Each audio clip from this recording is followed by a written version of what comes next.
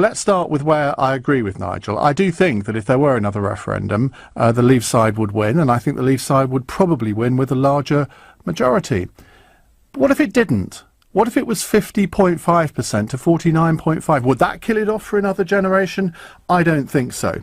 I think this is a absolutely madcap idea. Nigel Farage has spent the last year, 18 months, decrying calls for a second referendum, rightly so, in my view, and he's done this because he said it would disrespect the views of the 17.4 million people who voted for Brexit. We can't have never-ending referendums. What do we want? Best of 3, best of 5? I don't know. But to my mind, these are once-in-a-generation activities. You have a referendum, and then it's off the table for the next 30 or 40 years. We had one in 1975. We had one in 2016. We do not need another one now. And, of course, people who say, well, what are you afraid of in a second referendum? Personally, being a Leave supporter, I'm not afraid of anything.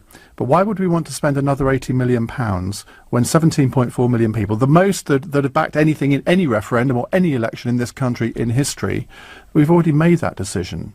Otherwise, I just think, well, we shouldn't be having any referendums in this country if we're just going to have them again and again and again. So who benefits here? Well, it's certainly not the British negotiating position, because by even raising this prospect, I believe that Nigel Farage has undermined our negotiating position in Brussels. The European Commission will be licking their lips at the prospect of this, and it will encourage them to give us a worse deal than they maybe even have thought they were going to.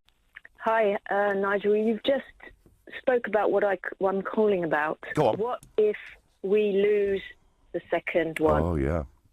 That really, you're going down a dangerous path with this second referendum.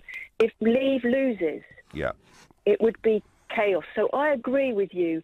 I mean, we would have civil riots. I agree with you rallying the troops. Yeah. Brexit needs to be fighting. We've gone far too quiet. We sure have. But don't rally the troops in the way of a second vote. Rally the troops in the way that we need to demand that we get a proper Brexit team, demand that we get a leader that the people voted for. We need a leader that we're happy with. Nobody's happy with Theresa May. Nobody. No, I think that's probably quite true, although she's seen by some to sort of keep the peace in the Tory party between their warring wings.